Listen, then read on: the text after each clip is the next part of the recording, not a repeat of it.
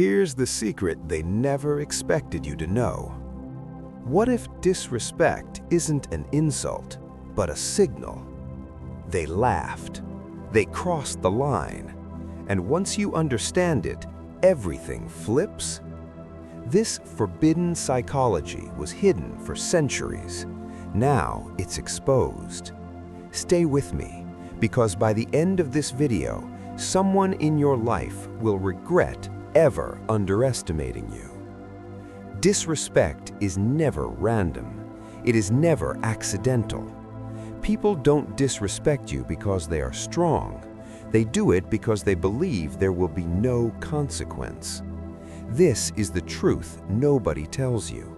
Not your parents, not society, not motivation gurus.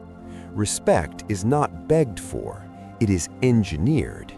And the most dangerous people in history understood this perfectly.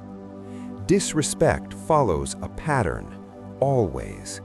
It begins with observation.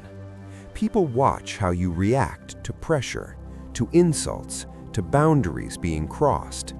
If your response is emotional, loud, or defensive, their brain records one thing: this person can be tested. According to Niccolò Machiavelli, humans respect power, not morality. Power doesn't scream. Power doesn't explain. Power doesn't chase validation.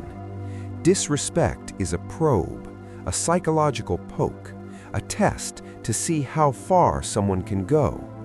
Fail the test once and the behavior escalates.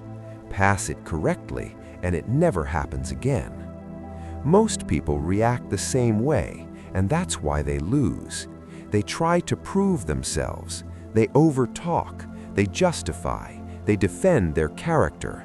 This is fatal, because the moment you explain yourself, you signal uncertainty. Carl Jung revealed something unsettling. People don't respond to who you are. They respond to the image you project. When you rush to correct disrespect, you confirm that their opinion controls your emotional state, and the unconscious mind of the other person whispers, "I have leverage." That's when disrespect turns into domination. Silence, used correctly, is intimidating. When someone disrespects you and you do not immediately react, their nervous system activates. They replay the moment. They wonder what you're thinking. They imagine consequences that don't yet exist. This is where Stoic discipline becomes lethal. You don't argue. You don't defend. You withdraw access, your time, your attention, your emotional availability. Suddenly, the disrespecter feels a loss they didn't anticipate. Not punishment, absence. And absence creates anxiety. Friedrich Nietzsche warned, people do not respect kindness alone. They respect strength beneath restraint. When someone realizes you could retaliate but choose not to, they fear miscalculating you. Fear creates boundaries. Boundaries create respect. This is not cruelty. This is clarity. You are not loud. You are not reactive. You are unpredictable. And unpredictability is power.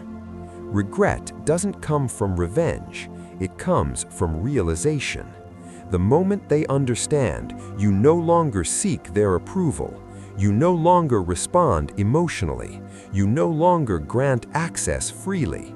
Their behavior changes. Not because you demanded respect, but because your presence now has weight. They regret it silently, privately, and internally, and that is the most effective form of dominance. But here's the dangerous question. What happens when someone keeps pushing? When silence isn't enough? When withdrawal must become strategy?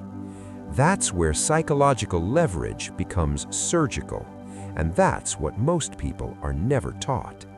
If you want the next level of control, if you want to master presence, silence, and power, like and subscribe, because the next video reveals how to command respect without ever raising your voice. And once you learn it, you can never be disrespected the same way again.